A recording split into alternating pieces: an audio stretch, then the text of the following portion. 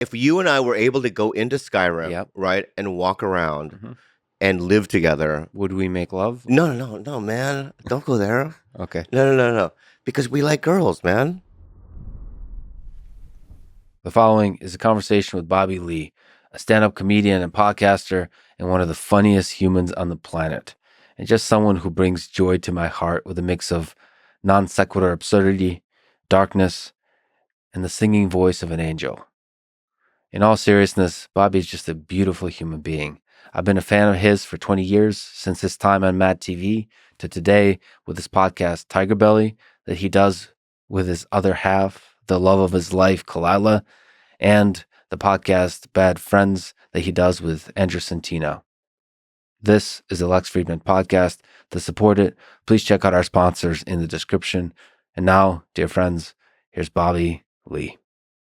I've been a fan of yours for many, many years. I think you're one of the funniest people in the world.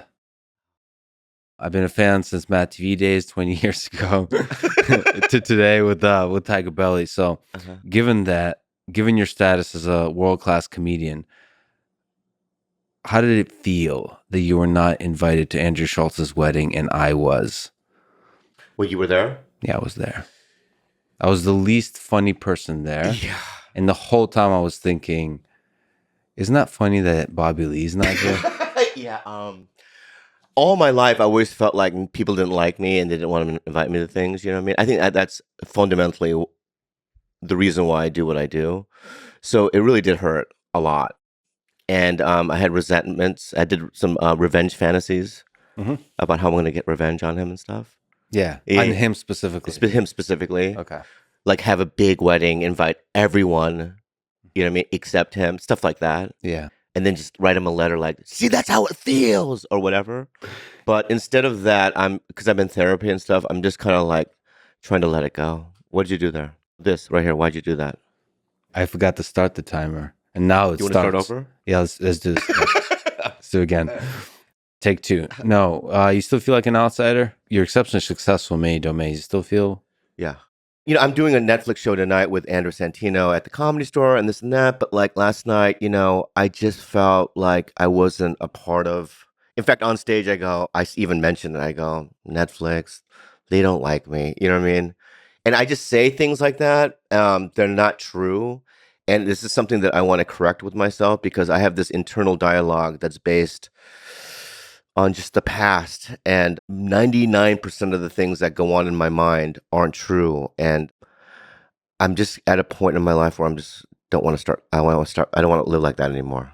Really? Because I'm the same way. I'm deeply self-critical all the time. Yeah. And that's kind of an engine that drives you to do stuff. Yeah, but it doesn't give you the kind of freedom that I would like. Don't you want to be truly free from your mind, free from negative thoughts? No, I'm free part of the day, but some of the day I spend being extremely self-critical, and that drives you because I'm afraid I'll become ultra lazy otherwise. Because I love life. I love being comfortable. I love just relaxing. I need very few things in life. And so I'm afraid I'll just get like super lazy. Oh, are you a minimalist? Yeah. So if I went to your house in Austin, do you have a couch? I recently this is the first couch I've gotten ever because the guests were complaining because I also record the podcast there. The guests were complaining there's nowhere to sit. I have no chairs, no couch. I sleep on the floor, like a mattress is on the floor. Not out of principle, I think, out of some kind of minimalist momentum. So we're the opposite in that way then. Oh, so you like stuff? I'm not a hoarder, but because I can throw things away, but I have a shopping addiction, I think. Like when I'm on the road, like I was in Oklahoma for 2 weeks, I bought a bunch of stuff, you know what I mean? And like then, what? Oh my God, I went to Todd Snyder and I bought these shoes, you know? Yeah. Because, you know, But you're wearing them. So they're actually, you're using them and they're giving value to your life. That's awesome. Yeah, but this is the last time I'm going to wear these. This is a one time. This is like a wedding, but it's a red carpet dress. Who's the designer? Do you know? I don't know anything What about are you it. wearing, Bobby? I don't know what I'm wearing, but because I'm on a native show called Reservation Dogs, right? I just want to get into the spirit of things. That's your... Yeah, this is because if I was ever like native and I was in a tribe back in the day, you know what I mean? I would have been a gatherer. Yeah, I'm Not not the hunter. No, I'm gonna weave baskets with the ladies. Yeah. I want to pick berries with the ladies. You wouldn't be the chieftain. No. And I would make after the hunt. I would probably make some of the guys make love to me. Oh. Not because I'm gay, not just because I'm No, yeah, you mediating that have way. to. Yeah. I want them to like me. There's a power hierarchy, and you got to know your place in the hierarchy. Yeah, you're alpha male then. I don't even know what that means. Joe Rogan. Joe Rogan is the definition of alpha male? To me, yeah. If there was a picture of alpha male in the dictionary, it would be Joe Rogan. It would be Joe Rogan? Yeah.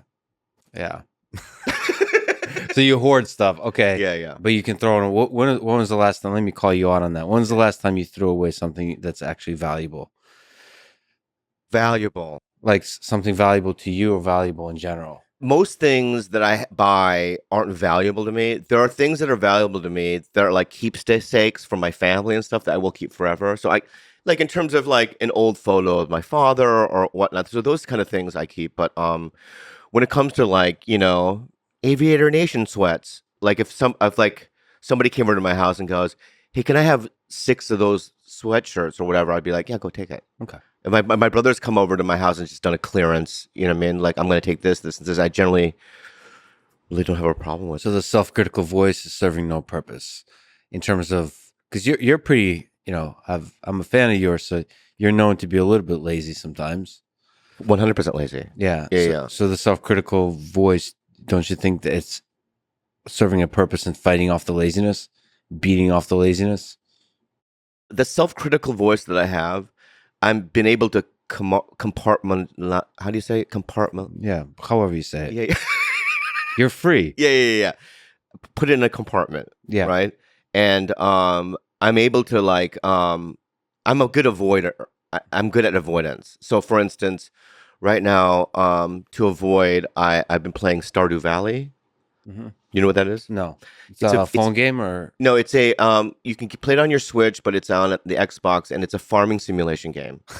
And so I like to farm. You know what I mean? And so and playing video games and doing stuff like that distracts me from what really is going on. Okay, you've mentioned elsewhere in terms of video games, Elder Scrolls. Yeah, did you play that? Yeah, of course. It's probably my favorite game. If I could live in a world, you played Morrowind and Skyrim. And I played Oblivion. I played a little bit of Morrowind, but I didn't like the graphics back then. But I really played the.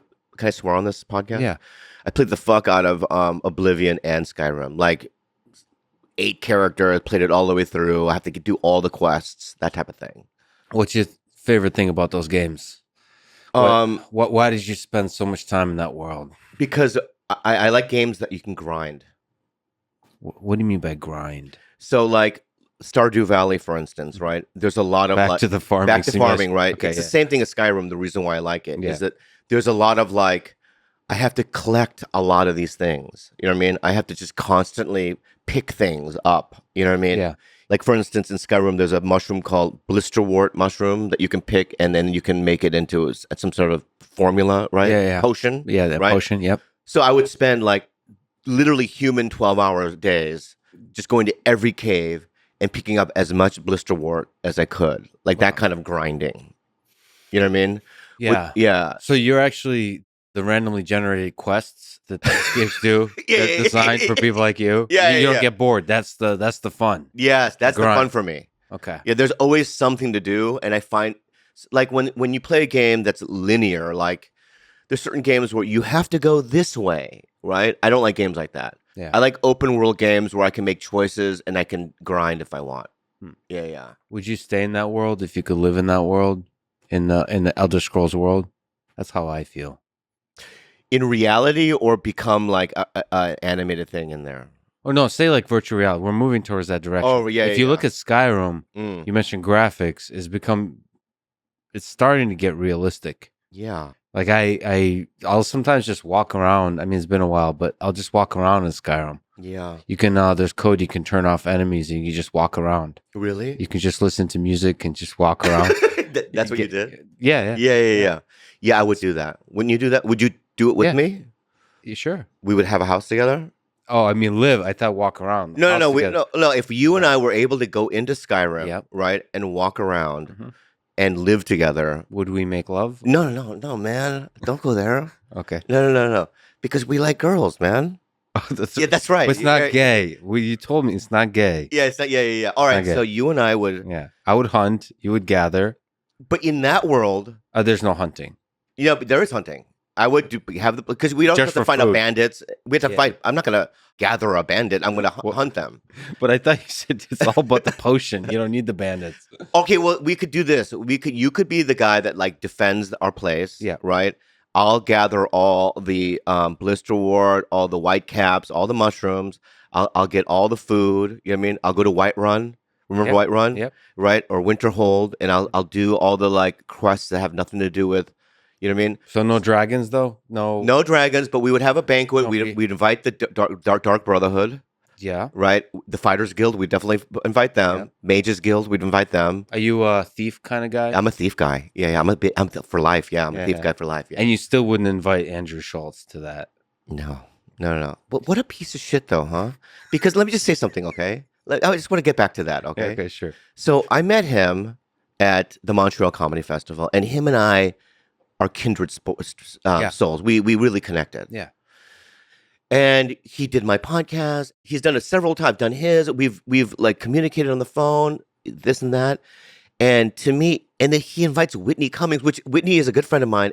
But what I'm saying is that I know Andrew as well as Whitney knows him. I don't think that Whitney knows him more than I do. Mm-hmm. Right? What if it was a competition, like it was a tie, and like NBA, like a Bobby Lee versus Whitney? Yeah. In what way do you think she's better? In what way do you think you're better? I think it's all about gender optics. Okay. Right? So she's a comedian. He has all these alpha males coming, and he's like, all right, I have one more seat left. Yeah. Whitney or Bobby, but Bobby's, although I don't think there was a lot of Koreans there, so he could have used that card. This is true. Right, but I think he went for, Whitney's a woman, it's better for optics. Okay, so she was a diversity hire for the wedding. Yeah. I see. It was pretty fun. It was pretty, I have to say, it was Joe Rogan. Yeah, I know. His wife. I get it. Uh-huh. And then Whitney. Are those the only comedians that were there? I spent the whole time talking to Joe, so I think no, I don't think there was that many comedians. So I'm kind of joking about. It was a pretty small wedding. Yeah. So, what do you talk to Joe about? First of all, we're both grapplers, so we talk a lot about jiu-jitsu. We talk a lot about. I'm a grappler. Are you? I was on the wrestling team in high school. Yeah, I know this. Is that a grappler? That to you, that if I don't know jiu-jitsu, is there only one kind of grappling that you like? Yeah, there's levels to this game, I think. I just talked out. No, there's nothing more. Yeah. That's a surprising fact that you've dropped that. It almost feels like a lie because you've said that before that you were a wrestler in high school. It doesn't make sense. Well, it's funny that you say that because, and I'm going to call this a little controversy here, right? Mm-hmm. But Joe Rogan, one time came to me when he lived in LA, this is years ago, and he said, "You're a liar. Yeah. You've never grappled." Yeah. And I go, "Yes, I did. You're a fucking liar. No, you didn't." Yeah. And at that time, I didn't have any photos to prove it. But if you look at my Instagram, I have photos. That I was a grappler. Of you as a young man dressed in a singlet or what? On the wrestling team. On the wrestling team. If you go to the fucking, sorry, if you go to my, if you go to my fucking high school, you're right. I was on the wrestling team for 3 years. I'm not gonna go to your high school. So is there actual photo evidence of you? You know what? You're being like Rogan right now, and it really is. How do we know it's not Photoshopped? Will you be the judge then, dude?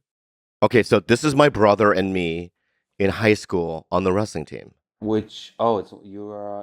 I'm the bottom. No, that's my brother to the left. I mean, to your right. Oh, handsome. Yeah, I'm not. That's bicep. Yeah. How much do you weigh? Wow. At the time I weighed, I was on the 105 weight category. Yeah. Yeah. But so I was also on the tennis team. What people don't realize is that I'm very athletic. Okay. Yeah. And I resent the fact that people that think that I'm not because I'm doughy. You're an athlete. So, which is very surprising to me. Why? That, so I was invited to the wedding. Yeah. I've also been on Joe Rogan's podcast. He's a big fan of yours. I know. I love Joe. No, Joe. When Joe and I see each other, we hug and stuff. We talk. I just talked to him today. Said I'm talking to you. This is hilarious. So why? Oh, you hug him. And you just never. It just hasn't worked out. Like I don't want to go like, hey, because I don't want the rejection. So it's like if I go, Right. hey, can I do it? And he goes, I don't know, man. I'm busy, man. I got a lot. I mean, maybe Right. later. I don't want that. So if if he said, hey, are you available Thursday, this date, fly out, do my podcast, I would 100% do it. And that hasn't happened yet. So interesting. Why is it interesting? I don't know, because you're like I said, you're one of the funniest people in the world. That'd be a great conversation. It's just funny it hasn't happened yet. Well, it's like this conversation. It's like I just learned how to tell time. Yeah. Not like I know how to write digital. You showed up on time today. No, digital. I know how to write digital, obviously, but in terms of the hand clock, Yeah. I just learned that 6 months ago How to operate a hand clock? to read a hand clock. Hand clock. Yeah. Okay. Not that I obviously I'll be able to absorb the information. I'm one of those guys that just refuse to learn things if I just. What did you think it was before? I would look at it and I would try to sometimes, like if I was at a train station Yeah. and I would look at those old clocks, Yeah. I would look at it and try to guess. And I would kind of go, I think this is the way, you know what I mean? Yeah. But like not fully, you know what I mean, really grasp. So the way ancient people looked up at the sun to try to tell time, you looked at a clock to try to tell time. Right. Like, for instance, like we don't look at the sun, right? So to me, it was an obsolete information to me because of digital. You already had digital. Yeah. And so that's somehow comparable to you going on the Joe Rogan And you, because it's like I don't know much about podcasting. No, podcasting I can, but in terms of like the singularity and all that stuff, like I know what it is. You know what I mean? When machines going to have consciousness, when is that going to happen? Soon. Are you afraid of robots? See, if you were in Austin, I would show you some robots. Oh, I'd love to. Are you afraid of robots? No, I love it. You love robots. Oh yeah. In fact, I have this. I think to me, unless they become hostile and it becomes like the Terminator, which I think could happen, right? Mhm. There'd be a Skynet, we have to bring it down, whatever. Well, but there's definitely going to be autonomous weapon systems. So a lot of the robotics research is being funded by the military. Wow. You know, the military industrial complex. I know what that is, yes. Yeah. So a lot of the cutting edge research is funded by DoD, Department of Defense, DARPA, and so on. So a lot of the robots will be used in war, but hopefully not. Most of consumer robotics will be in the home. I'm just trying to terrify you. No. But can I ask you this though? Sure. What you're saying to me is that as a layperson, is that in my lifetime, that machines will have consciousness. Oh, that I don't know. Computers. I'm one of the people. Well, depending, you live dangerously, so I don't know how long you're gonna live. So let's put. But I believe that consciousness, yes, could be engineered in a machine, or at least we can have machines that are human-like, and we believe they have consciousness. Can I ask you one last question about it? Yes. Okay. But just one more. Will they have the smoothness of skin, and will they look realistic? See, I'm one of those people that believes that visual appearance isn't the magic. So if you're blind, you can still have a connection with a person. People can fall in love with each other through just letters. So yeah, I know you're mocking me with your entire energy, but yes, yes, I believe that part too. You're talking about sex bots is what you're probably getting at. Okay, intimacy. Why would you? Just friends, but Why you make want it friends? you want to feel the smoothness. Yeah, of like their a guy, skin. just go, what's up, dude, and just rub. Yeah, just rub, just hug and kiss, like on both cheeks, kind of thing. I get what you're saying though, right? Obviously, there's no soul. You're right, but you know what I mean. And I'm just curious to see. You're right. I was going with sex bots, but yeah. Have you seen Whitney Cummings' robot? Yeah, I've seen it. Okay. Yeah. How did that make you feel? She's a beautiful girl. I just don't find her attractive. The robot or Whitney? I find the robot way more attractive. Yeah, okay. Yeah, if I had the choice, robot. So you were turned on by the robot. See, I was surprised by the very thing you're saying, which is the realism of the skin. Like it was quite.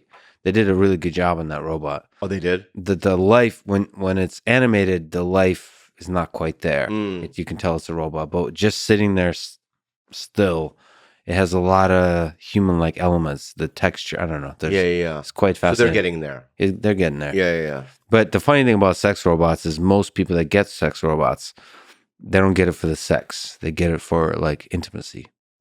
Like not sexual intimacy, but like just somebody being there. It's Right. it's the emotional connection, not the sexual. Yeah, I mean, I saw a long time ago a documentary about real dolls and people marrying them. Yeah. Yeah, and what I was fascinated about is the cuddling, you know what I mean, and then watching TV together Mhm. and stuff like that, which I find, you know, I've just been able to find human girlfriends and stuff, so I'm good That's in that. really impressive. Thank you. That's one Hey, of the thanks, reasons. thanks, man. Yeah, thanks, man. Hey, speaking of human girlfriends, I'd love your advice in this direction. But you have an amazing relationship with Khalyla. Yeah.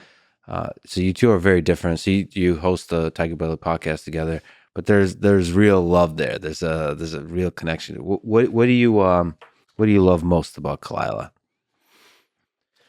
Let's talk about love, Bobby Lee. Yeah, yeah. I mean, that's a really pretty deep. I've never really gone down this path. We're gonna walk down that path together, holding hands. It's one of those things where the first time I met her, it was almost as if I had known her all my life. It was really weird. You know what I mean? There was a trust there, you know what I mean? That was just fundamentally there, that I could trust her and that I could, you know, when I look in the mirror and I see all my character defects and stuff, though a lot of those things aren't necessarily things I want to share with people because I don't want to be judged or ridiculed. But with her, I felt comfortable showing those things, and I think she feels the same way about her. And then secondly, she's funny. I mean, she made me laugh, and she's hot. Mhm. It's all, you know what I mean, the perfect, it was like a perfect combination of things, you know what I mean? She one night we were in bed and I forgot what the joke was, but she really made me laugh one night. It was She was living in an apartment in Long Beach and I cackled, you know what I mean? And generally women don't make I mean not women I'm dating, comics do, don't make me cackle in that way. And then thirdly, she's partly Asian. Mhm.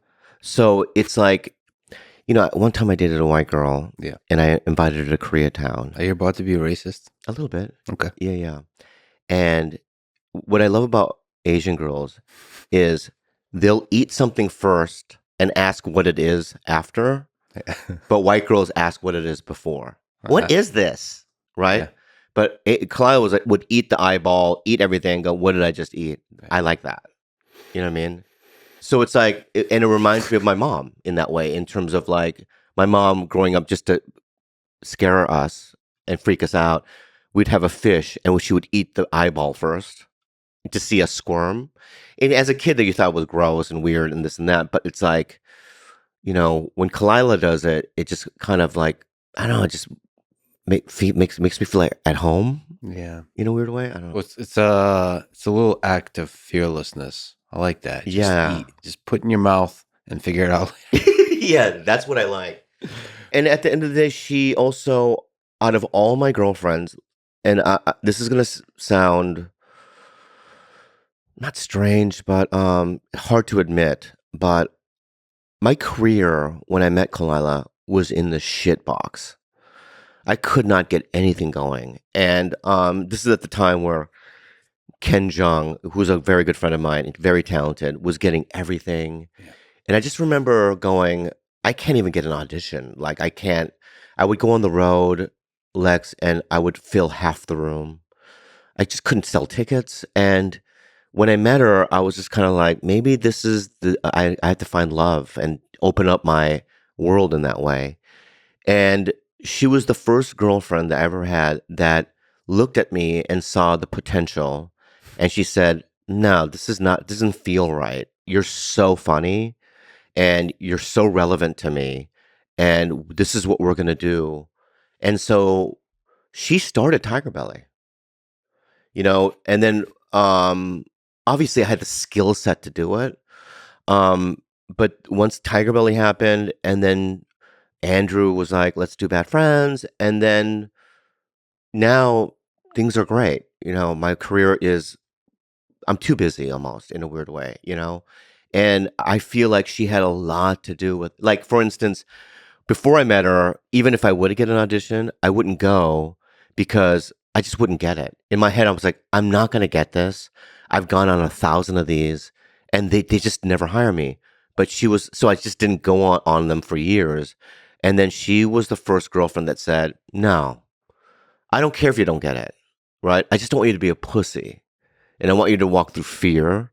And so she would drag me to these fucking things. And I, for some reason, would book them.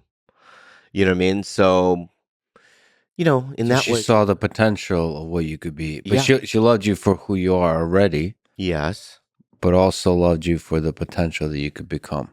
yeah.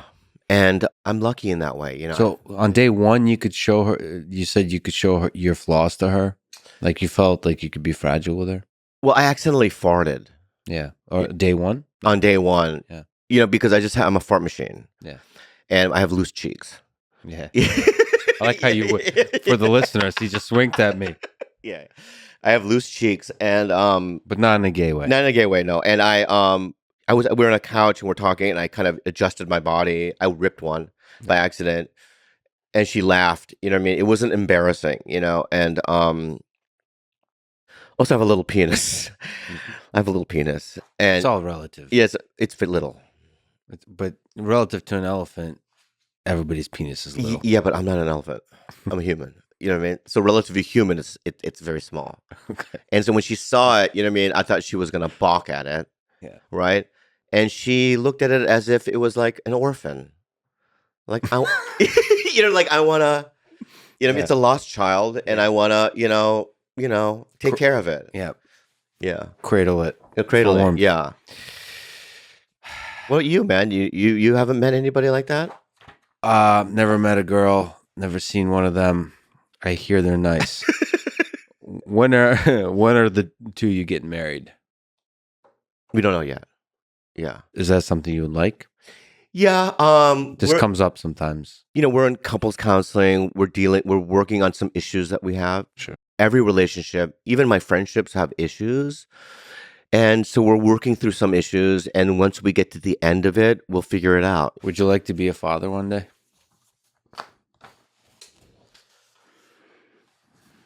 This is kind of couples counseling. Yeah, I do. I do. Because I feel like, before I was very childlike. I play a lot of video games. I'm irresponsible. I'm lazy, this and that, right? But, to be honest with you, Lex, in the last 6 months, I've really have come through some breakthroughs. And I'm in therapy and I'm doing a lot of things and really self-analyzing myself and my behaviors and what I want, my desires. And I think ultimately, yes, I really do, because it's a life experience that I don't want to be an old man looking back and going, It's something that I've always was interested in, and I think it's based on fear because I don't want to scar my child the way my parents scarred me. But at the same time, my parents didn't do the work on themselves like I am. And they were never about self improvement. They were immigrants, and they wanted to put food on the table. And after that, they just went about their business. And I'm not like that. I would never be violent toward my kids like my parents were. My dad was very physically abusive. There was a lot of trauma and stuff. And so, as a kid, I thought, I just would never put my kid through this. So that's why I never wanted it. But I would completely do it differently, even yelling and those kind of things. I would be very mindful about those things. And I think that I have certain things, I'm not a sciencey guy like you, but there are life things that I've learned over the years that I could teach a child, about living in the moment or walking through fear or, things that, things will pass and just different things, that I would be a good listener. And, yeah, I would like to do that. So your dad died in August of 2019. Wow. Yeah. You did your research. Yeah, it's on your Wikipedia. No, I don't know. Yeah. So you said some of it was rough, but what's your fondest memory of your dad? Well, those memories happened later in life. As a child, my fondest memory was my mom, because he never spent time with us. So my mom made him take me out one day, and he took me to a park. Like there was no baseball glove or baseball or anything like that. And we sat on a park bench, right? And we just sat there for hours. We didn't talk because he didn't know English that well. I didn't know Korean. So it's just very, basic, information being, you know what I mean? Mm-hmm. How you, this is how we go, how you doing? Yeah. I'm okay, good, good, good. That type of thing Yeah, for a long time. for a long time. And then, but the day turned bad because I forgot my jacket there and he yelled at me in the But car ride. there's a bit of peace together. At that time, yeah, there was peace. But then what happened was later in life, when I got Matt TV and I was doing, in my early years, I'd booked a couple of things like in 2000, I did The Tonight Show on Leno. And then I got Matt TV in 2000. And, wow, that was over 20 years ago. And, that's when my parents kind of went, huh, because obviously, there's some nepotism in Hollywood, right? But in my case, my parents were straight up immigrants. I had no connections to Hollywood. And I came up here poor, with no connections. And I built it, you know what I mean, through the years, and in that way, I'm very proud of myself because I went through a lot of fucking hell and sadness and desperation and all that stuff. And I persevered and I did all that shit on my own, man. I booked the Tonight Show on my own. I got Matt TV on my own. And when I did those things, my parents were very proud. But before that, did they doubt you? Oh yeah. You're not funny. You never make me laugh. Yeah. Right? And that kind of stuff. Yeah. You're never gonna make it. You know what I mean? You're gonna be poor all your life. That kind of stuff. But Mad TV, he was proud. Your dad. Well, your parents? because it was a weekly show, so on Saturday nights they would watch it. They and would. Yeah, Okay. and I would play characters that they would understand. Like I did Kim Jong Il at the time, Yeah. right? So they loved that, Yeah. right? They loved the things that I would do, the physical comedy, Yeah. and they couldn't believe in their mind. Imagine your parents from Korea coming here, not knowing the language, having a child here, right? And in their minds, that was never like an option, right? And so when they see their kid, I guess, on TV, especially there was no internet too at the time. The internet had just started. So to them, they were like, this is a miracle. In fact, when I did the Tonight Show, my dad called me the next day and asked me, how much? He literally asked me this. He goes, how much did you pay them to do it? He thought that I had saved all my money. Yeah. He thought that like Tom Cruise goes up there and goes, "Here's $1,000. Thanks for Yeah. having me on." Like you know what I mean? No, I go, "No, they asked me." Like so, conceptually, they were just shocked by it. So when I got it, and then they were watching me weekly, Mad TV, the producer was like, "Hey, have your dad on." So my dad did 2 or 3 sketches on television. So those memories. I also did a pilot for Comedy Central, and he was on my pilot. Pilot for like a show? Yeah, show. I didn't get picked up, but he was on the pilot. He was in the show? Yeah, he was in the pilot. He was on Mad TV too, on television. Interesting. Yeah. Okay. Oh, wow. Okay. Yeah. So it's like he would get residual checks. Yeah. You know what I mean? This changed everything. There's nepotism in reverse. yeah. It was really nepotism in reverse. And so those memories I have very fond memories because he had changed as well. He was no longer that violent kind of a guy. He had softened a lot, you know what I mean? But when he died is when those issues came up, like a freight train. The bad stuff. Oh yeah. And I didn't know what was going on. It was really hard. You miss him?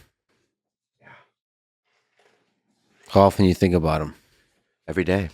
Obviously, a lot of it's regrets. You know what I mean? Like what kind of regrets? Not having said something or Um, not having had a conversation? it's not regrets because even if he was still alive, they're just things that are impossibilities because of Yes. his culture and the way he was raised. But my regret in life will always be having those types of, even because I was with my mom a couple of months ago, and I looked at her and I had tears in my eyes. We're at a Starbucks. I go, Mom, I just want to let you know that I'm so sorry that you lived in that house and my dad, and dad hit you and you survived and you stayed in the marriage because of us, right? And you know what her response was? Let's go to Buca de Beppo. She wanted Italian food. Like there was nothing there, right? Yeah. And so my regret is that, that they just wouldn't will never be able to even grasp the concept of that kind of communication. You know what I mean? And I'll never have it. So that's sad to me, but there's nothing I can do about it. Yeah, that callous that comes with the immigrant mentality. You don't even, that emotional connection is not even there. I've had my grandmother, Yeah. there's something called Holodomor, which is starvation in Ukraine in the 1930s Wow. that you had to live through. She lived through World War II, and there's nothing like the only way you survive that is the callous. You Yeah. can't talk with people that fought in major wars. They Yeah. can't And talk about it. my mom, when she was 12 years old, she walked her little sister, my aunt, to school, right? She forgot a book. So my mom goes to my little sister, my aunt, stay here. I'm going to go get my book. She ran up. She came back.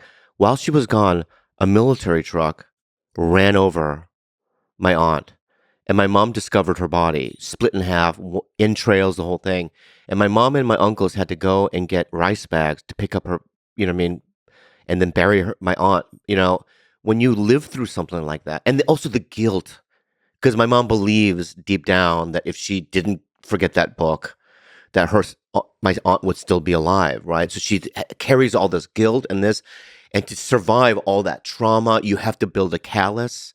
Back then, they didn't have EMDR and therapists and psychologists and any of that, right? So they had to survive. So that's who she is, and it's sad to me that you know what I mean. That she'll forever live in that torment.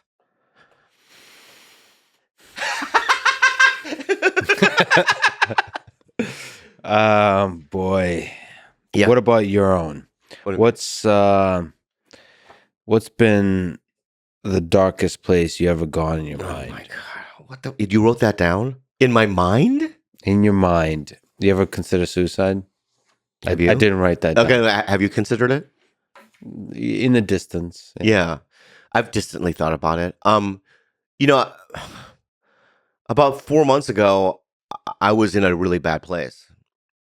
I was naked in a hotel room in Arizona. I hadn't eaten in like almost a week. I hadn't slept in over a week. I haven't slept, and I thought I was dying. I was coughing up blood, and I was waiting to go into a outpatient psychologist place. You know what I mean, in Arizona. I literally thought I was dying. So recently, I was in a very dark place. How much was that connected to losing your father? How much was that connected to Oh, God. rehab and that kind of stuff? All the same. Alcohol, It's all drugs. the same thing, dude. It's all the same thing, man. It's all from my childhood, right? The reason why I do stand up is because of my childhood. The hating yourself or like being self-critical that has to do with your childhood. Yes. So the drugs and drinking is It's childhood. childhood. It's all about survival and protecting your heart, and there are ways that I did that as a kid, like using humor as defense mechanism, and also avoidance of all emotions. You know what I mean? Because I just want to feel. And I'm able. The reason why comedy is so good The reason why I was able to survive in comedy is because I can withstand a lot of bullshit and pain. You know what I mean? Like physical, emotional, spiritual pain. I can absorb it, right? But now what's happened, later in life is I'm unwilling to do that. I'm unwilling to absorb it. I'm unwilling to carry this weight around with me, and it'll kill me. So I am doing everything I can to free myself of all this baggage. Okay, so how you're naked in Arizona in a hotel room, face down or face up or on the side? Or what's your So favorite when you go to a dark place? no, On the no. floor, on the bed, or So what happened was bathtub, shower? a fetal position. Okay, I don't lay on my stomach. That's weird. Like I'm not doing like a downward okay, dog or yoga position or anything like that. No, I'm sure. like I'm On the bed, on the no. floor. What happened was, so I had a relapse. So I was doing drinking all night long. What was the first relapse? What is the first thing you did? Just drank what? Wine? No, I Uh, took an edible. Yeah, and that opened the door? to drinking. Yeah, and the combination is not good for me. Um, and the excess of the amount is not good for me. I just can't stop, and I do it 24 hours a Were day. you alone? Well, no, I was living with Khalyla. No, I mean at that moment when you do the edibles. I was alone. No, I took a flight because I was shooting Magnum. I'm on a show called Magnum PI, so I was flying to Hawaii. So I bought edibles, and then on right before I was gonna get on the plane, I looked at my girlfriend and said, "I'm gonna relapse." Oh, so you knew. I knew. So I got on the plane. I took it, and then literally the next 3 months were like a blur. Why'd you know? What gave you the sense that you're gonna relapse? There was a couple of things that happened in my life that were very shocking to me, and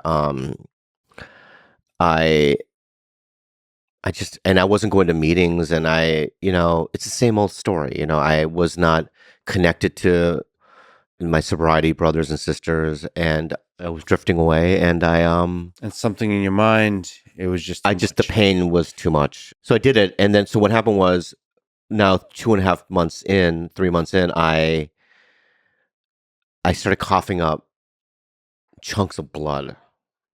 Right, so because I've been a smoker since I was 17 years old, right? And I was smoking so much weed and cigarettes that I would just cough up blood. But then simultaneously, what happened was Bob Saget and Louis Anderson died, right? And that week, when I was coughing up blood, and because I knew them, both of them, I just in my head going, I'm next. Because to me, everything happens in threes. You know what I mean? Yeah. Yeah. And and I had convinced myself that I was going to die, and I was on the precipice of death. And so I begged my people to put me into this place in Arizona. So, because I knew I needed to go to a really rigorous psychology program to get me out of what I was going through.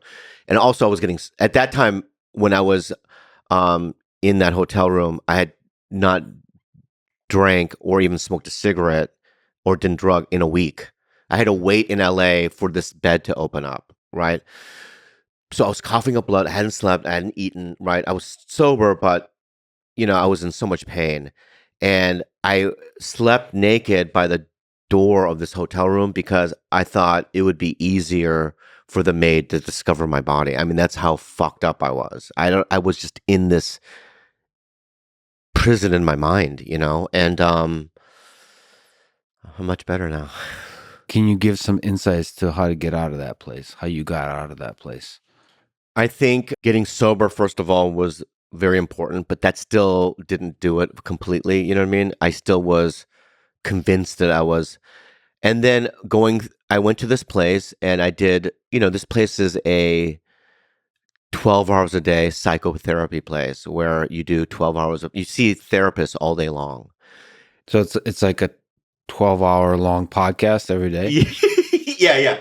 But with professionals, and they call you on your shit, and they tell you what's real, and they tell you, you know what I mean, I'm going also dealing with, my dad, still some of these other things that you know what I mean, and the third thing that happened was when I got back to LA after that place, I got my lungs checked out, and I got my physical done, and EKG, my heart, all of it, and I was completely fine. And I quit smoking. I haven't smoked in almost 4 months.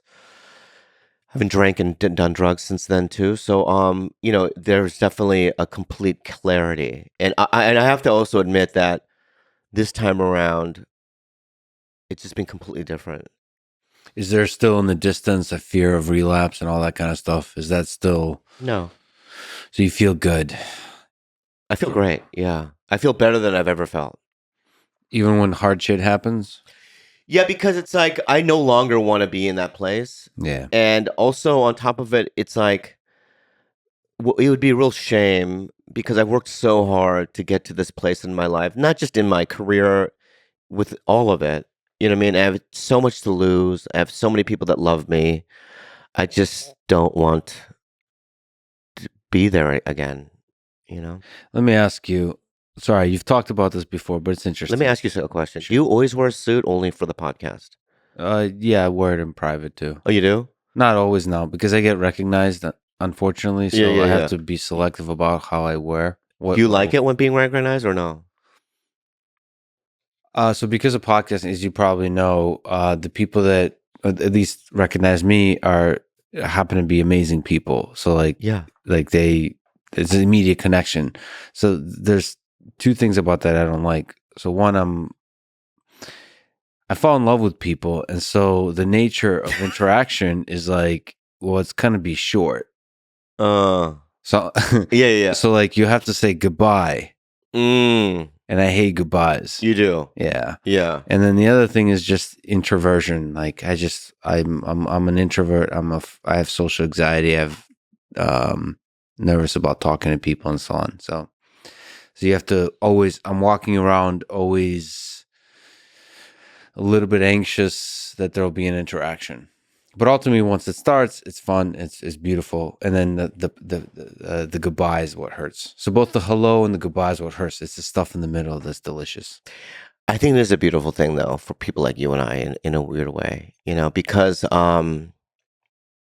number one, I don't know about you, but I'm an isolator. I don't really like, any kind of social thing, Yeah. I like even when I was doing drugs and drinking, I never do it with people. I do it privately in a garage, And secondly, like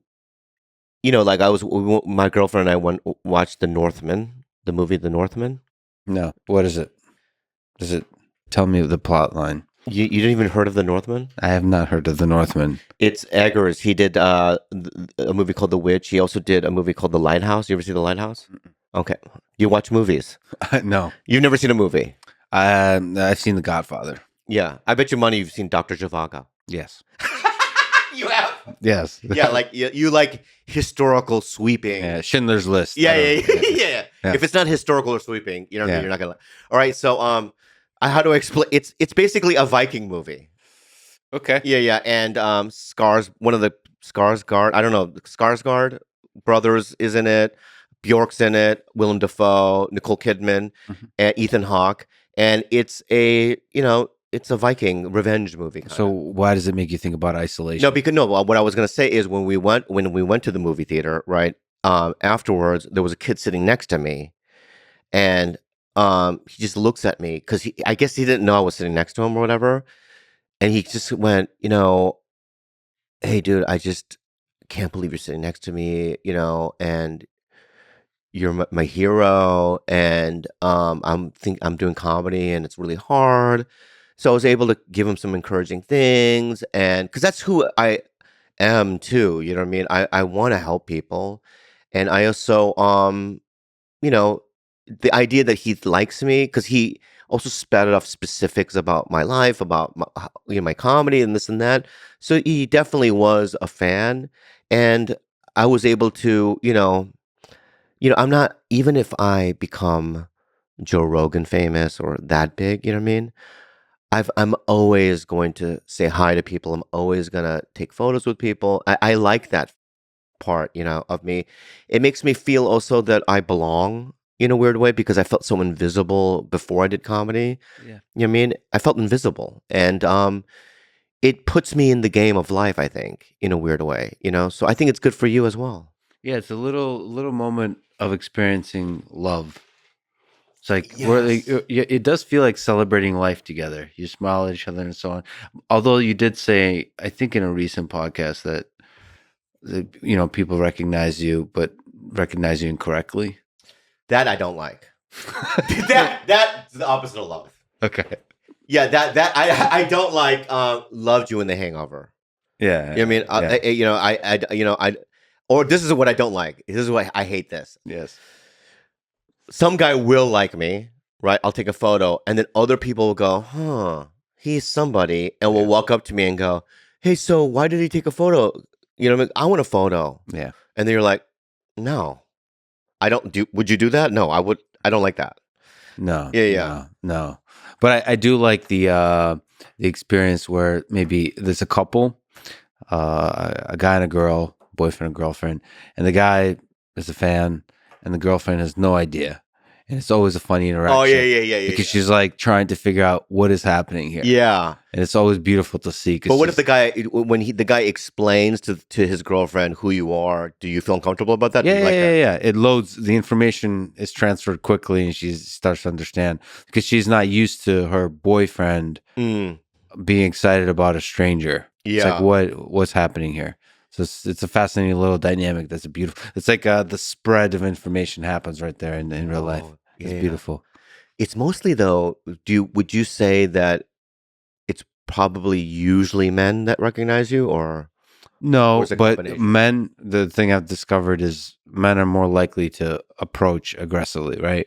Women recognize you. They have a different way of like double take. Ah. They don't want to invade your space. Guys are like, bro. Yeah. They come in with a hug. I had South by Southwest. I had a guy. I was just walking to a 7. I go to 7-Eleven a lot. My favorite spot. Guy 7-Eleven? 7-Eleven. Why? Yes. Sugar-free slushy. I think Oh, you like for that? happiness. I find happiness at a 7-Eleven So adorable. late at night. And he came up and you know what? Can I tell you something that happened to me? I haven't told anybody. This never happened to me before. I was outside of a 7-Eleven in Austin. I'm not going to say which one. And there was a gentleman that approached me. This was at 3 or 4 at night, which is usually when I go. I program all night and I just like to go and take a break. He approached me in the way that maybe somebody who recognized me approached me. He did a double take. He walked past me and then walked back. Mm. And then looked at me, and I went into the 7-Eleven. I thought that's weird. And then I came out with my slushie, and and then he approached me, and he said, "Can I give you a blowjob?" So I have never. I have. No, really? Yeah. So the energy he put, I've never had. Were you wearing a suit? No. Okay. I was wearing like sweatpants, and I was very kind of like hiding from the world. Yeah. Type of thing. I've never had anybody approach me that way, but the energy he put, the love he had in the approach, I thought he would be like, Love you on Rogan? yeah, love, yeah, something, Yeah. something like love, some kind of, and then he just said, "Can I?" I'm forgetting the exact wording because it wasn't. The wording was such that he wasn't. He wanted to make me happy. Ah. He didn't want to make himself happy. He wanted to make me happy. Well, I forgot. Can I give you a blowjob? I think that was the thing. It's like, because if he said, "Can you give me a blowjob?" It would be it would be very different. Yeah. No, but I think there's more aggressive way of phrasing that. But he presented himself. See, I forget because it was almost like gentle and poetic. And I was like, I just stuttered and said, no, thank you. Move past. That's what everyone does. Yeah. No, thank you to a Well, no, blowjob I would proposition. probably stutter. No, no, no, no, no, no, no, thank you. In my mind, I was like, is this a threat? Because it's Fortnite. I Ah. wasn't exactly sure. I mean, I've never experienced it. I imagine this is what sort of women often experience, the kind of the danger, the constant threat all around you. Mm. But I've never. This just it was a funny little moment. I didn't know what to do with it.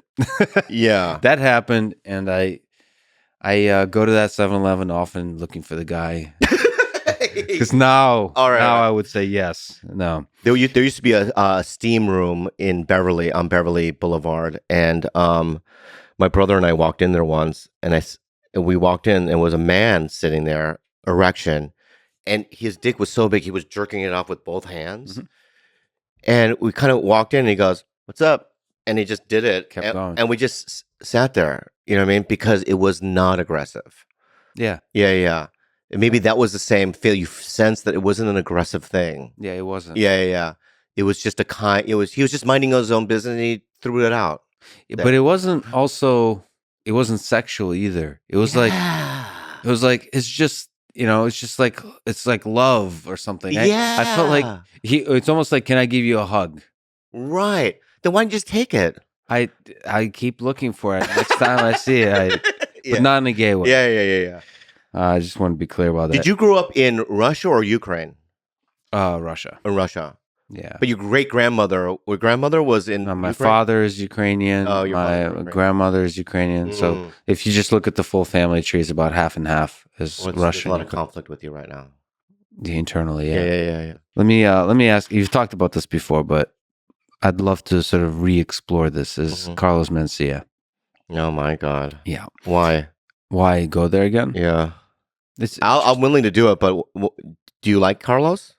well, first of all, I'm friends with Joe, and I remember being a fan of. I'm outside this whole world. I remember thinking Carlos was funny. Yeah. So I just as a fan, I was like, "Oh, funny." And then I remember this big controversy about him stealing jokes, and because I'm a fan of yours, it's such an interesting human dynamic, and I'm a fan of friendship and loyalty.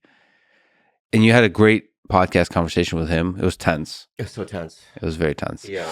but it was interesting, and it kind of makes me think of you talking to your father on that bench. So maybe, That's what it. Yeah, that's essentially what it was. some of it wasn't getting through, but maybe. How do you feel about that whole thing about the guy? I mean, he's a friend. He gave you a lot. But you're also a comedian, so stealing jokes is no good. But also, there's like I don't know, all the tensions in your heart about all that whole thing. How do you feel about it? Do you forgive him? Okay, let's go back to it's very Shakespearean in a very weird way, right? Because there's some betrayal there. You know what I mean? There's a lot of drama when it comes to that situation.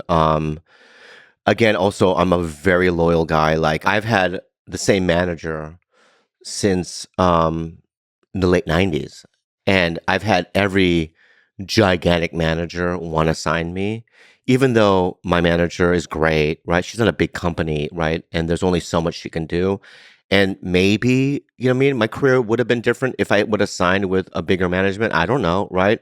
But I'll never leave her, you know? I'll never leave my agent, Matt, you know?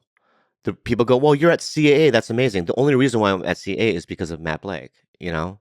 So there are certain loyalties that I have. The Comedy Store, you know, I mean, I generally play the Comedy Store mostly because my loyalties are with them. I don't know if that's a good trait, but it's just the way I am, right? I admire that. Yeah. Okay. So when it comes to Carlos, you know, in the mid 90s is when I met him. I was a doorman at the La Jolla Comedy Store. He brought me on the road. He introduced me to Matt Blake, my agent, right? And he bought me a car.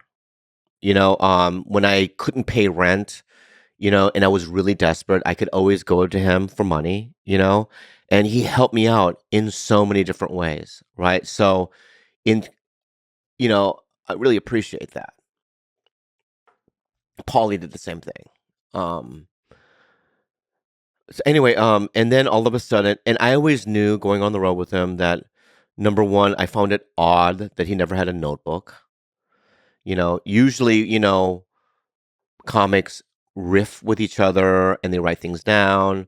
You know what I mean? Me, I'll get together with people and write. You know what I mean? I'll do a new joke night because I'm too scared to try it in front of a packed room or whatever it might be. Okay. He never did that, right? And he had hours of material. And, a lot of it was derivative of other people's. He would sometimes hear a bit, change it to Mexican. Like, for instance, if Paul Mooney had a joke about black people, he would change it a bit. But premise wise, it was always extremely too similar.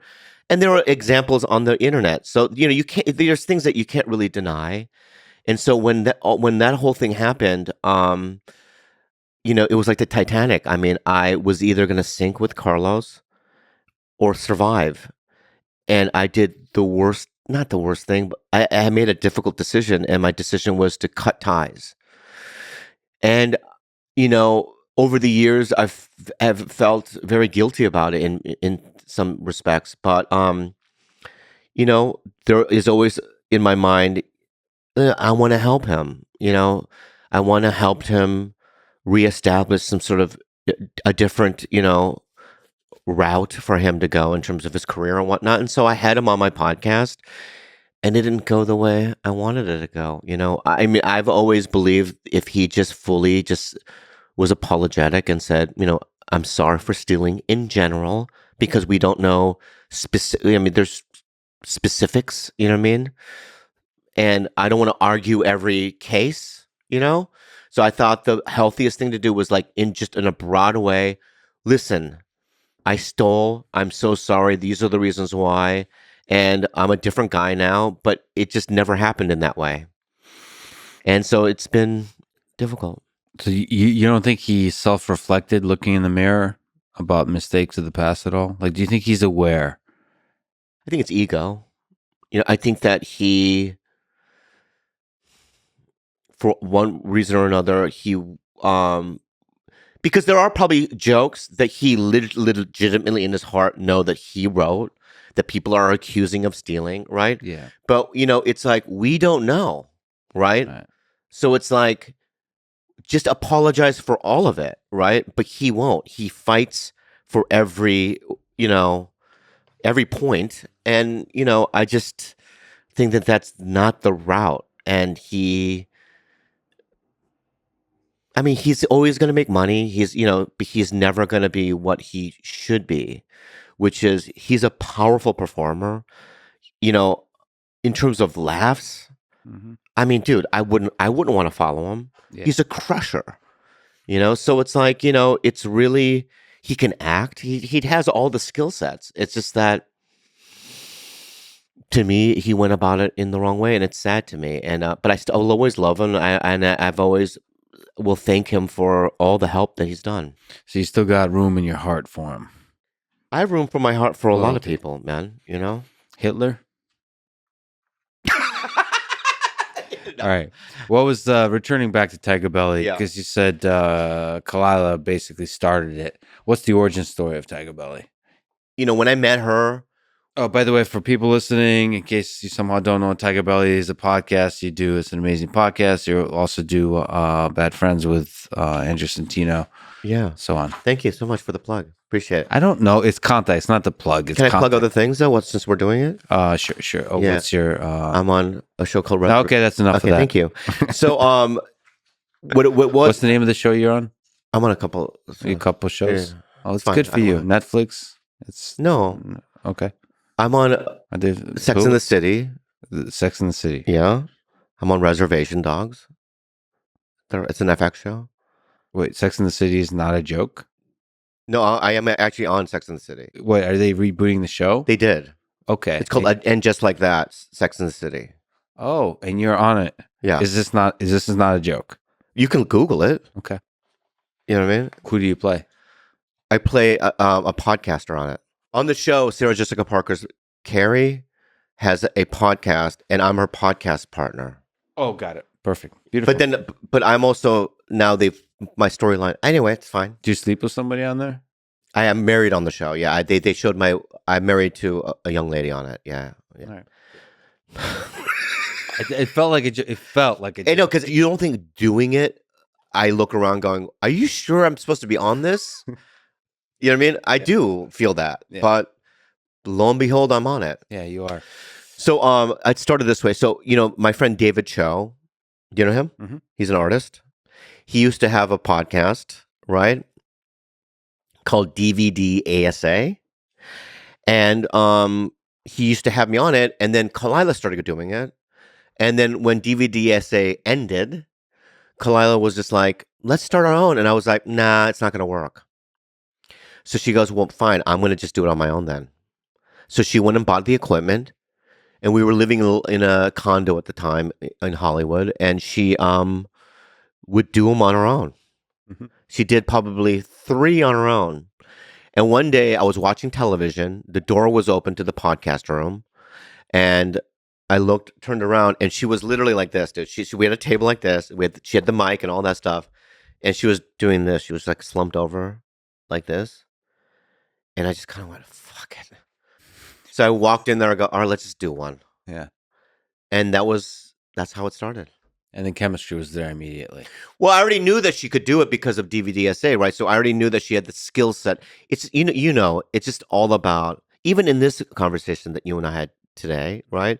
There are gaps of like, oh, what else should we talk about? Right? Yeah. Right? Or like, I don't know what direction, right? And it's all about the old improv rule, adding information. Even if you don't know what you're going to say, just fill the dead space with something. Like, so if right now, if we had we stopped talking about something, I'd be like when I asked you, did you grow up in Russia or Ukraine? Right? Was one of those dead spaces where I was just like, let's just throw it out there to see where this goes. Right? Mm-hmm. And she has that ability to fill that dead space with information. That's all you need. Right? And she gets it in that way. So it's like when we, started doing it at DVDSA, I just knew that she had the skill set. So when we started doing it for TigerBelly, it was a given. She can do it. I've had girlfriends that wouldn't be able to do it. What are you doing?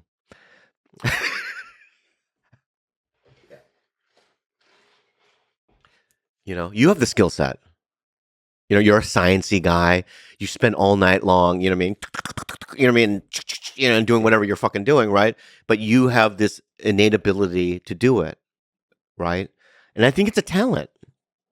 Do you think it's a talent? No, do you think you have talent? What are you doing? I know what you're doing, not adding information. I know what you're doing. That's a good bit. It's a good bit. I kept doing it, and you kept filling the space. It's quite interesting. Yeah, that is true, huh? Because you're yes-anding yourself, which is great. The improv thing. That was really impressive. Can I ask you a question? Sure. Have you ever had a guest on that didn't add information, and then you had to keep doing it? Yeah. But it's part of the magic, too. And sometimes I feel like they were actually giving me a gift of silence, and I was stepping on it. Like, for example, I had a conversation with Jocko, Jocko Willink. And every question I would ask him in the beginning, and I'm now better friends with him. It was the first time we met in that conversation.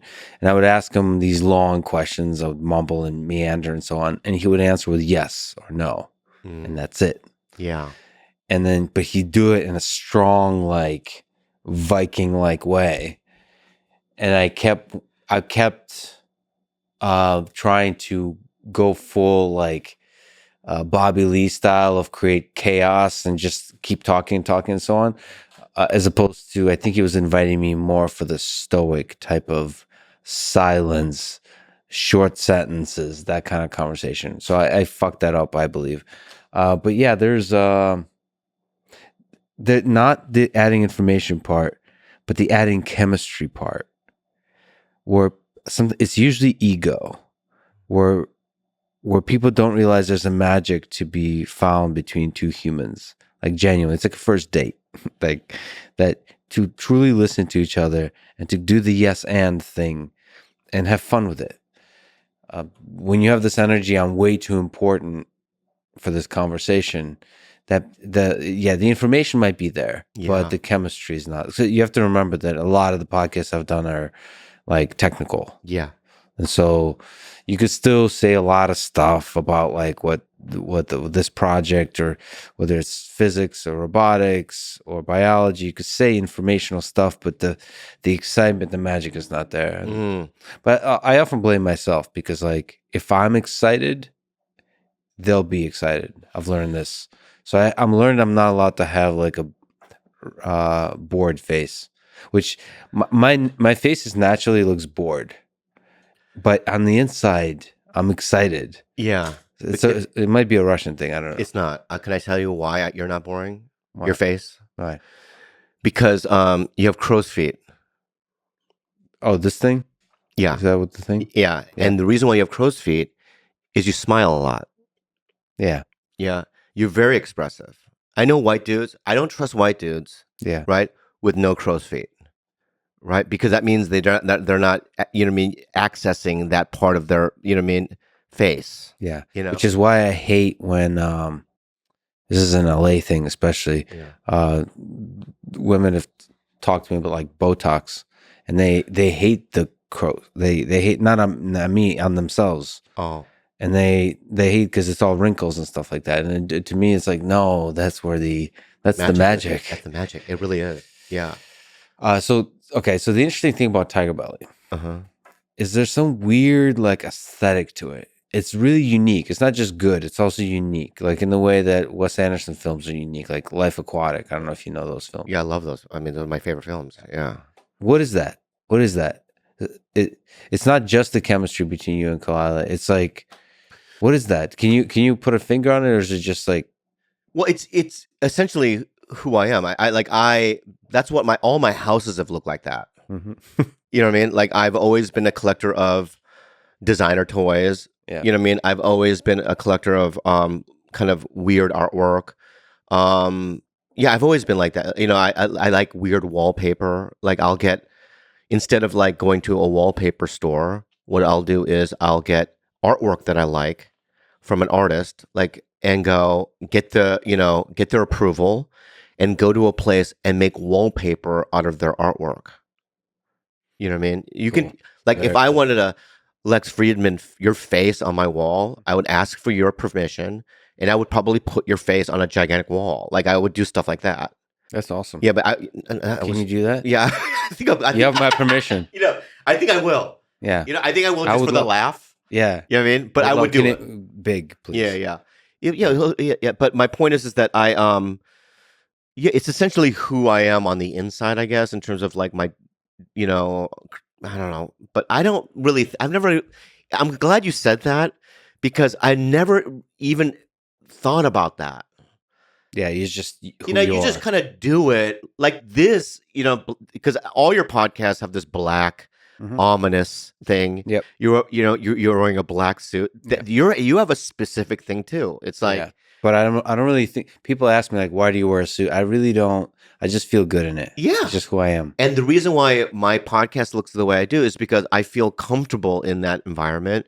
And it, you know, like you, I don't try to think too much about what I'm doing on TigerBelly or even Bad Friends, right? Because when you start thinking about it and go, we should do this segment and I should, you know, do it this way, or this podcast does it this way. So what, you know, no, I just show up, I keep my mind open, and I do the best I can. I add information like we talked about, and I just keep talking, right? And I try to be authentically myself. Like right now, you know, I had this fear when I shit in your fucking bathroom, man. Yeah. Because I was so scared. Out of fear. You shit out of fear? Yeah. And like, you know, I was like kind of nervous because you know, this whole week I was anticipating coming here. Yeah. And I watched the Mark Normand one. Yeah. I watched the Giannis one to see, you know, how tonally. And last night, my girlfriend just looked at me and just goes, just show up. Yeah. Khalyla knows who I am. Dude, you think that, first of all, let me ask you something. Yes. You think I have the day, you know how busy I am, to drive all the way over here to West Hollywood to do your fucking thing? Why would I do that? Yeah. Because we are well aware of who you are. and we like you. Thank you, man. God, and we want you on ours. Yeah, I would love that. I would Yeah. love that. I mean, that's the reason I'm doing this is just to get on your podcast. You gotta get on it. Awesome. Yeah, it's funny because I just mentioned to you offline. I got a chance to talk to Oliver Stone, and he asked me this thing, which is, how many listeners does this thing get? All that kind of stuff, and I don't even pay attention to that. So it's like I just don't. A little bit though, you do. Don't. I wrote extensions on my browsers where I don't see the views, the number of views. Oh, really? Yeah, I don't pay Did you attention. know that like some of your YouTube videos on interviews and stuff have over 1 million? That I know. I know like loosely that like it bleeds through, but it's not part of my conscious like thing I think about. I've just seen it destroy people's minds where they're no longer thinking creatively. They don't feel good if something they do doesn't get as much attention as they thought it should. It just can destroy you, even though it's good. It could be great stuff you create that everybody ignores, but it was still great. It is still great, and sort of letting that negatively affect your mind is I don't know. I've seen it destroy people, so I'm very nervous about that. It's like that old saying, never live in the results. It's like if I podcast to make, I'd like initially, honestly, when I did TigerBelly, we made no money for the first couple of years. Wow. Like not enough to put a dent. I couldn't buy anything like, nice or anything. It was just side money. You know what I mean? I could buy some shoes once a month or whatever, right? And like I said before, my career was in the shitter, right? So TigerBelly wasn't like, this is going to be the thing. You know what I mean? It was just something to do with my girlfriend creatively, and it just so happens that it did do all these things for me, right? Podcasting, but yeah, I never, and still today, I don't do it for any of those things. I do it because it's fun. Yeah, Yeah, it is, right? Yeah. Let me ask you, since you say why you love Khalyla, why do you love / hate George Kimmel, your producer? What's your favorite thing about him? Let's say that. Positive thing. Positive. God, I didn't even ask this question. It's such a, because it's like, I don't want to give him compliments, but I'll try. Yeah. I'll try. Have you actually? I don't think you've publicly ever said anything positive. I don't think I have either. So I'm gonna give it a go. I'm gonna give it a real go here. Okay. Yeah.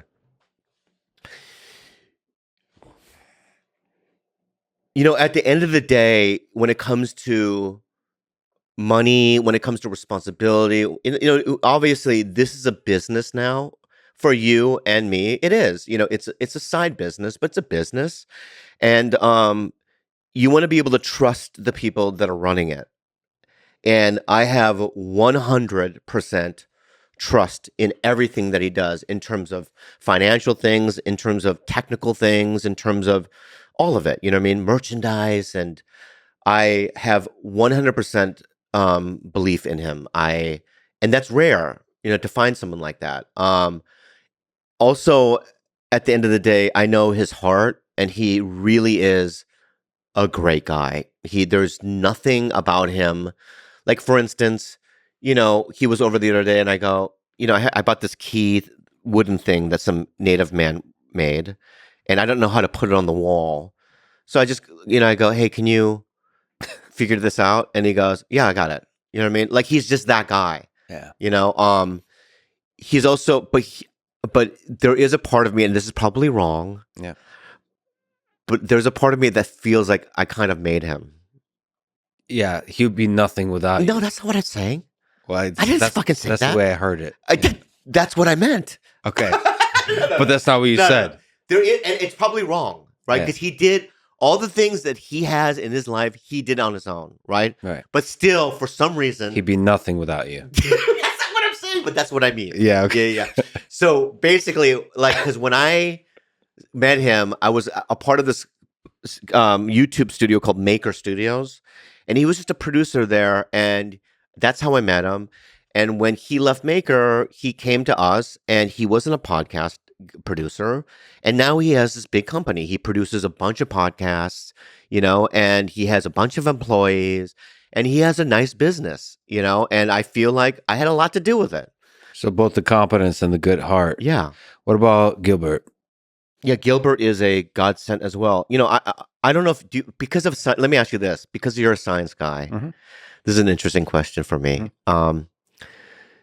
Do you believe just that the universe gives you certain things at the right moment, at the right time? Do you believe that there is a mechanism out there where we're just a part of this machine that's kind of like almost as if things are just happening the way it's supposed to happen? Or do you think there's these just random things that are occurring and it's chaos in that way?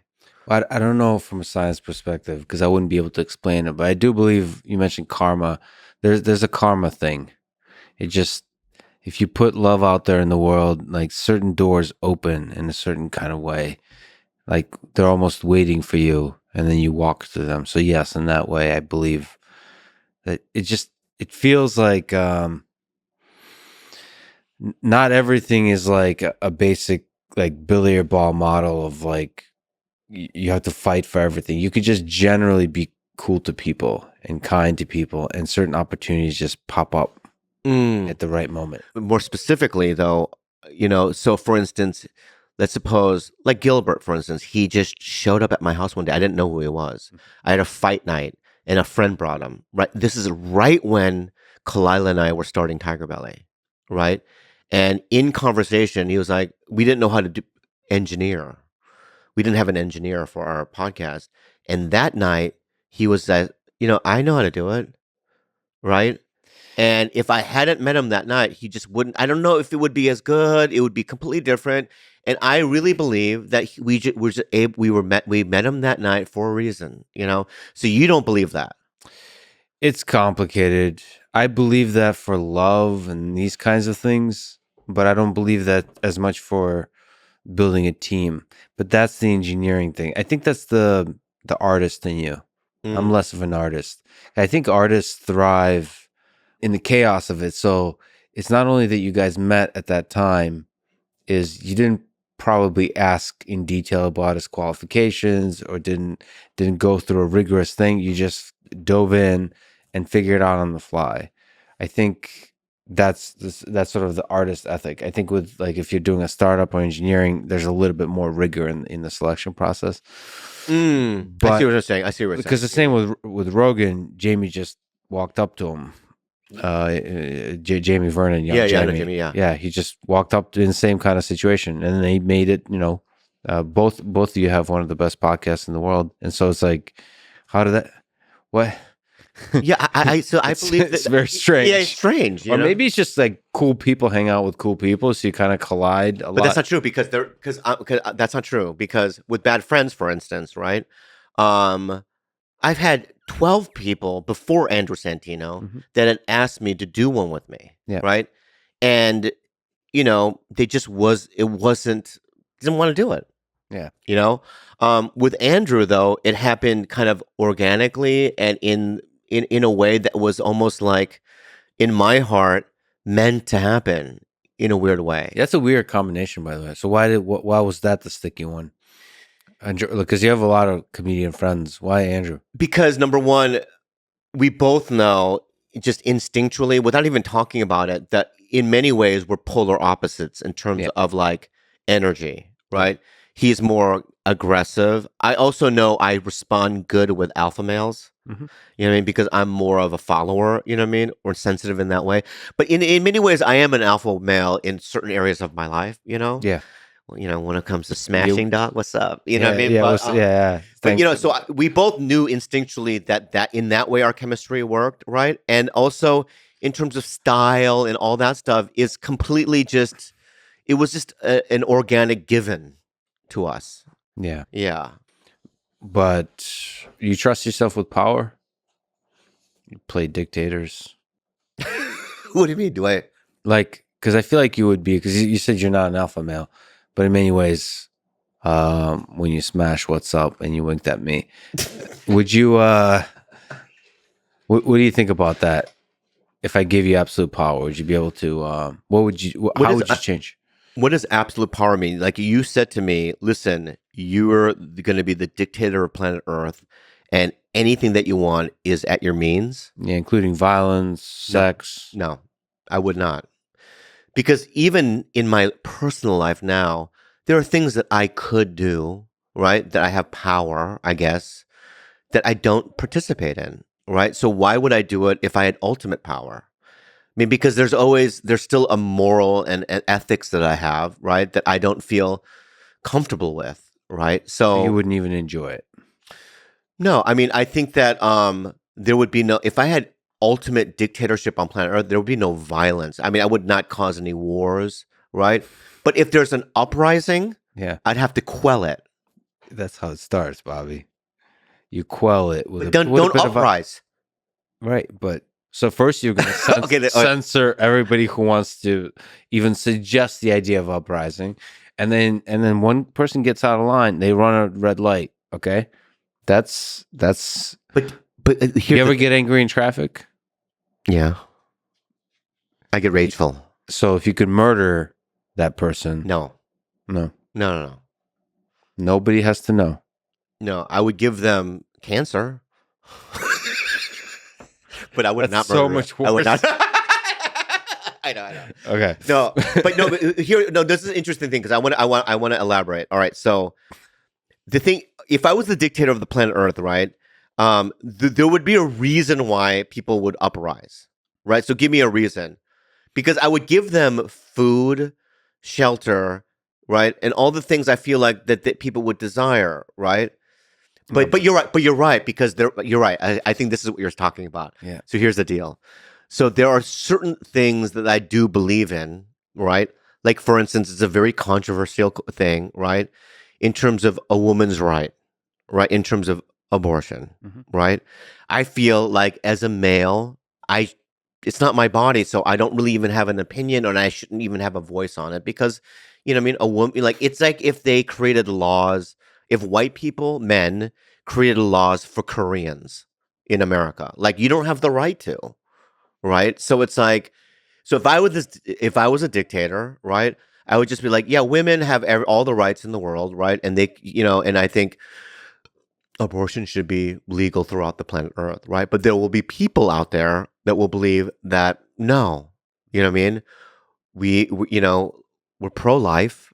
So you would put them in jail just So that's right. So I think so as a dictator, there was no way to be able to please everyone. So there will be an uprising. yeah. So yeah, fuck it. I don't want to do it. Okay. Would you do it?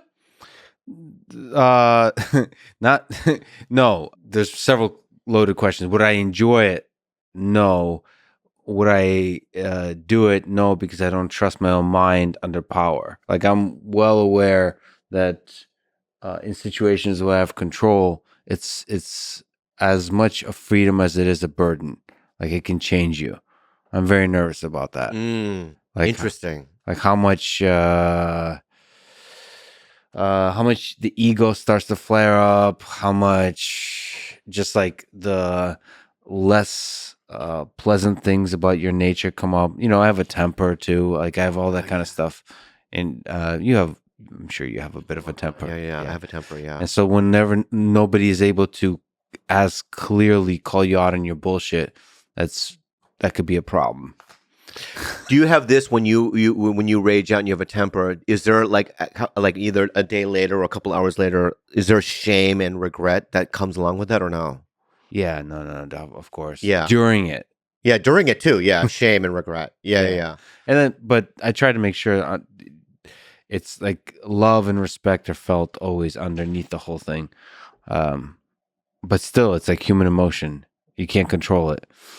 And if you give an absolute power, you start to lose your sense of the world. You start to be unable to see what is right and wrong. You think everything is right. You start to be have a distorted view of who is doing the wrong things in the world, and then also distrust. Well, that has to do more with how absolute power is usually attained, because when you're in the seat of power, everybody, first on the outside, but then in your inner circle, you start to distrust them.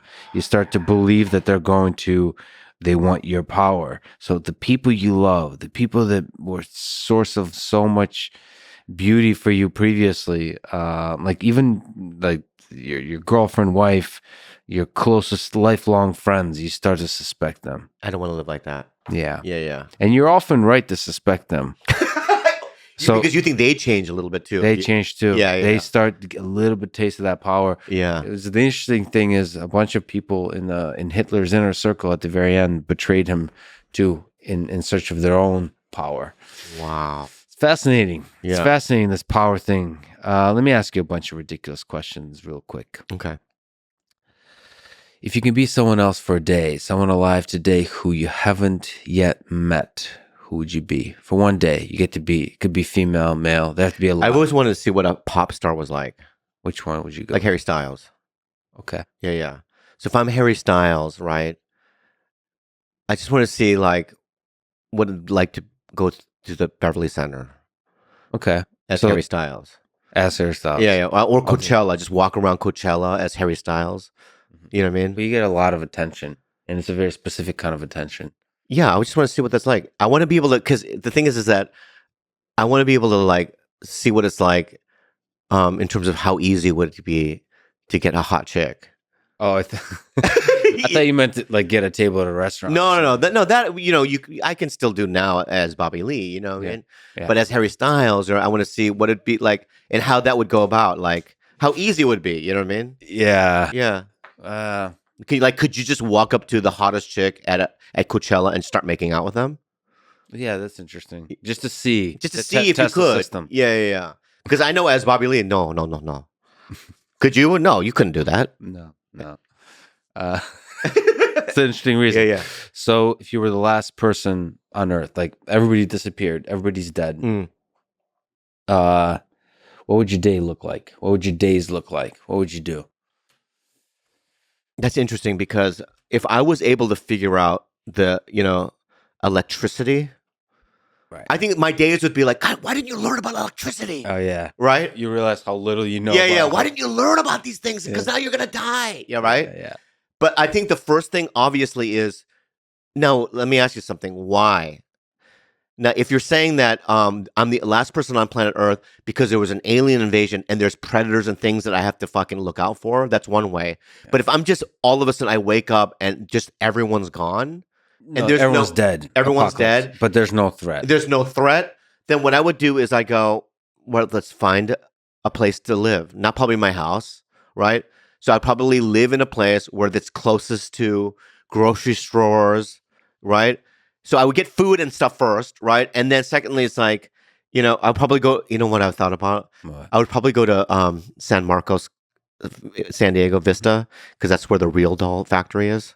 And just fuck all of them? No. I would have to Oh. grab like 6 of them because I'm going to get lonely.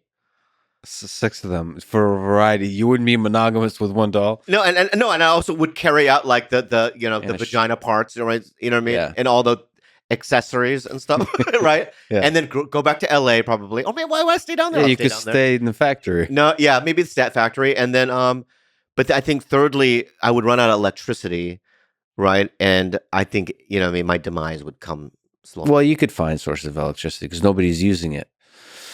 But I don't know how to turn the machines on. Like I don't know how to go to the fucking Yeah. what do you call it? The place where I don't even know what it's called. The place where where it all The energy's generated? the generators. Like Yeah. where do I go? Yeah. It's good questions. Okay. All right. Would you rather lose all your old memories or never be able to make new ones? The past or the future? No, I mean I can't lose my memories, all of them. That makes me who I am. But you wouldn't be able to make new ones. You wouldn't be. So So- you'd be living in the moment nonstop with all the. But you did say you're in a really good place. So maybe this is a pretty good set of memories you got. You got all the Well, trauma. yeah. I mean, that's a nightmare. You just created a nightmare for me. That's a nightmare. The choice. The choice is a nightmare. Yeah, you're fucked either way. It's already beautiful. It's a kind of death. Not being able to make new memories. That's it. That's all you got. Yeah. You get to relive the memories you have. As a science guy, let me ask you a question. Sure. Are you afraid to die? Yeah, of course. I'm not. Of course, I am. I think about it every day. Death. I meditate on my mortality all the time. Right.